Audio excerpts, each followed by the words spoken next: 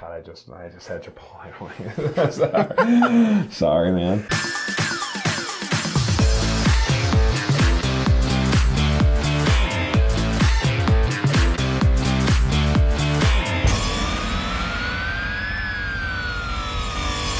Hello and welcome to the Teaming Up Show, your resource for the future of real estate. I am Josh Pomerlow. Or I'm looking at you like you're the resource of the future of real estate.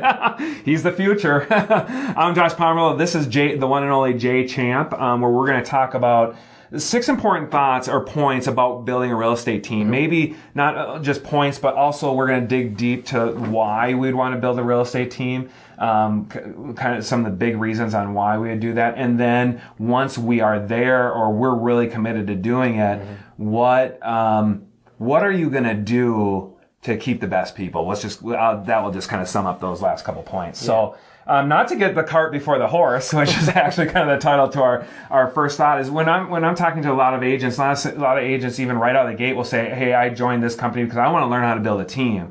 And teams are where it's at. That's what I want to do. And I say, okay, you're talking something that might be in 10 years from now. Now, I don't want to say 10 years because I don't want to limit someone, because someone in 2 years could maybe could start a team and grow a team. But I'm going to say what that person, why they got there faster is because they focused on 1 or 2 things first. Correct. Right. So you're talking about being an agent before you can be a team. You can't teach before you do. Right, exactly. You can't run before you walk. Right. So it's really learning how to lead generate, grow your business, gain clients, and learn how to have so much value that you can't actually maintain that value. And that's when you start to look for that next person where you're going to build and grow something bigger than what you could be by yourself. Right. And I think, it's just a really good point to really let that sink in, because don't try to, yes, always have the big goal, maybe the goal that you're never getting to, right? I look at the goal and we're always there the next year. We thought we were going to be there this year, we're going to be there next year. I would say now we've been in business so long that we are hitting our goals more often, because we can easily add metrics to things and know where we're going to be, because we've been doing it for long enough to know.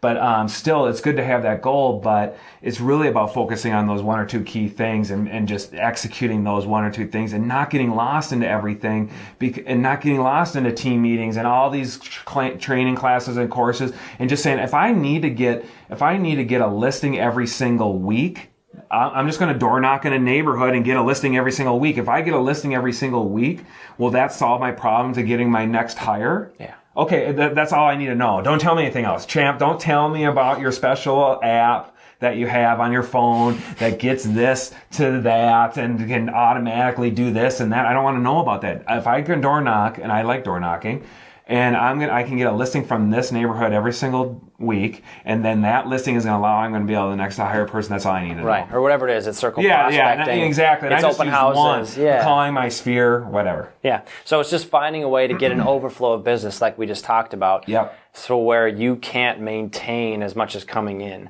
and then you start looking for that next hire. You start looking for whatever that is, and what's important to understand about that is you need to kind of go, introspect and figure out, what's my specialty? What do I want to do? What am I going to be successful at? What am I going to enjoy? And then hire around that. You might want to be the salesperson. Right? Yeah, for sure. There's a lot of agents that are. Yeah. Or you might want to be more like what your role is. You manage the business. Yep. Right? Or maybe you want to be the trainer. I still have a little bit of sales because I still do some new construction stuff, but for sure, every day I'm out there trying to do another sale in new construction. I'm thinking, man, am I taking away from Champ, Matt, or down the road, and saying, am I taken away from their opportunity and saying, yes, I like doing this, but I can't do it anymore. I gotta have someone else do it, period. Right. And you gotta ask yourself and be super self-aware, just like you said. You gotta know you gotta be you said introspective, right? You gotta be self-aware of the whole landscape of what you want to do. Right. And once you start to realize that you can't be the jack of all trades, you can't be the expert in everything,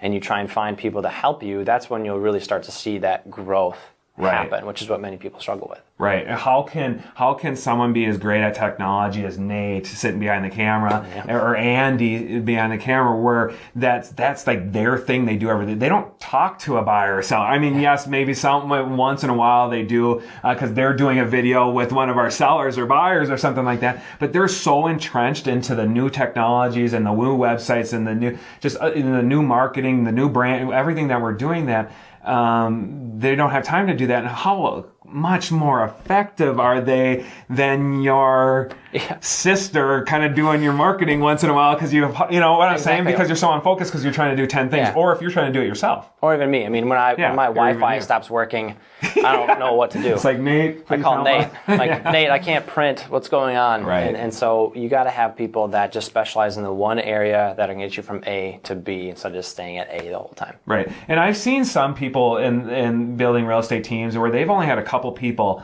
But I would, and that's great. And there's nothing wrong with that. You can go to wherever you want. It's your business. That's awesome. It's America. You know, it's a free deal. So you can do whatever you want there. But, you know, even the most successful people that say they don't want to grow a team, I would really argue with them, hey, does someone come up and pick up your trash? Not that trash is a lower thing, but are you taking out your trash? They're not realizing how many things people are doing for them already. That why wouldn't you give someone a super great opportunity in your business where you're making hundreds of thousands of dollars, where you can pay someone a good amount of money to do something that they would love every single day? Yeah. Why aren't you allowing that to happen? Yeah. I would just ask, why aren't you allowing that to happen? Because you're holding yourself back and you're holding your customers back and you're holding everyone back to not give someone else an opportunity. It's a horrible limiting belief that really holds you back from having a life worth living, which we've talked about before. You get out of whack a little bit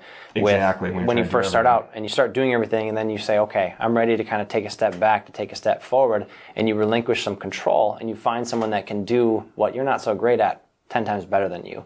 And that's when you start to find yourself with more time to do more of the things that matter, and it really helps your business. Yeah, what matters for what matters for the business that you're doing, because I even look at like Nate, what he's doing matters extremely every single day, and if he's not doing it, we're going to be in trouble down the road with what he's doing. But it's the cool thing about that is, are you doing what matters for the business?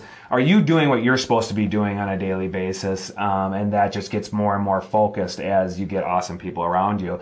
And that's maybe kind of the next topic is, are you open to, okay, say we have a little bit of a team here, okay? And then, because the next realm is going to be, okay, you have some great people, you have awesome people. And how, my question would be, if you're building a team, how don't you have awesome people? Because if you don't have awesome people, when your mom wants to buy or sell a house, how are you going to refer them to someone that's on your team that is half good? You're going to be constantly back in the business, is what I'm saying. So it's going to be paramount that you have the best person on the planet doing that one thing.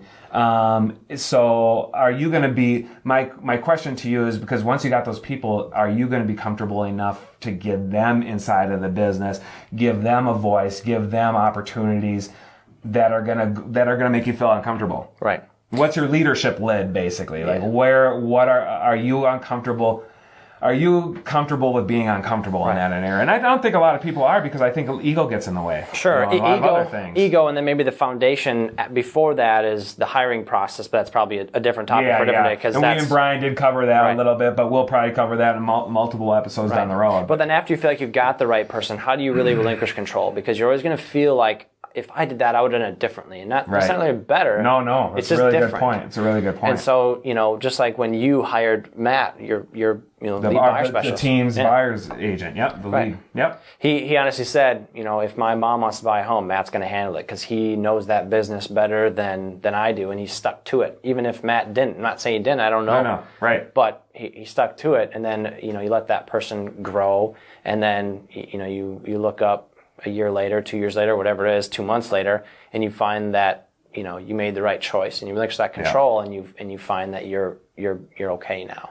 And I think that just goes back to what's the goal? So when you're creating this whole thing, what's the goal? You have to ask yourself that, because this is the hard part. If your goal isn't to change the world, I mean, that everyone says that. Okay, so impact as many people as you can, or have to be uncomfortable. You're not going to have that person that you just described that's going to help my mom be able to buy a house, because there's no way they're going to be attracted to that. Once they're in your organization for 6 months or to a year, and they see that your goals aren't to just crush it and sell thousands of homes and get huge past what you can physically do and that what other people can be a part of, they're not going to want to be around that. They're not going to want to be around because they're going to see no opportunity for themselves. They're going to they say, I'd be better off going and starting my own thing, because I will be able to create a bigger opportunity for myself, because you think too small. So my question then to you is, be careful how you're thinking. I understand the thought process of being comfortable and doing just enough so that you have enough money coming in to pay your bills, and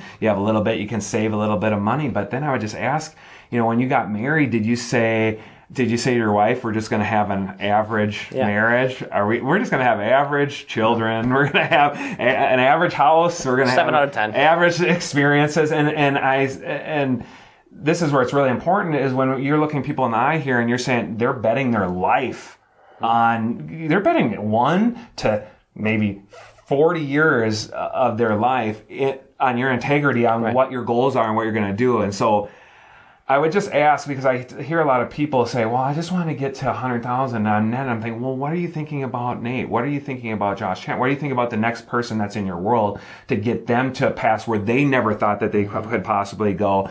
Because if you don't, you're not going to have that. You're not going to have that big of a thing. Right. People are going to yawn. I would yawn. I mean, that's the problem. If you brought me in your business and you were thinking that, I'd be gone in 5 minutes. I'd be like, peace out. Well, then you just lost on me. Well, maybe that's good.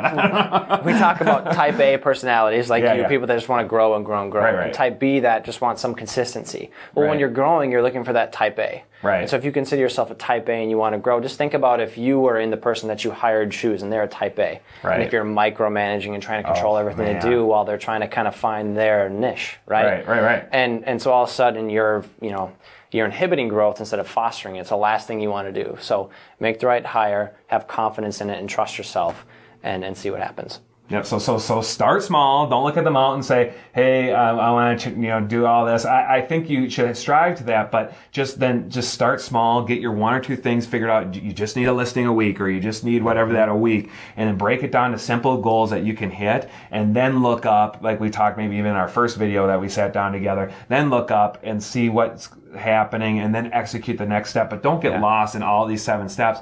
But I just wanted to lay out the foundation or the path of how to think on each integral point so that you can get there faster. I mean, that's why we're doing these videos, right? Absolutely. So, thanks for coming to the Teaming Up show. We're your resource to the future of real estate, and we hope that you come to our next videos.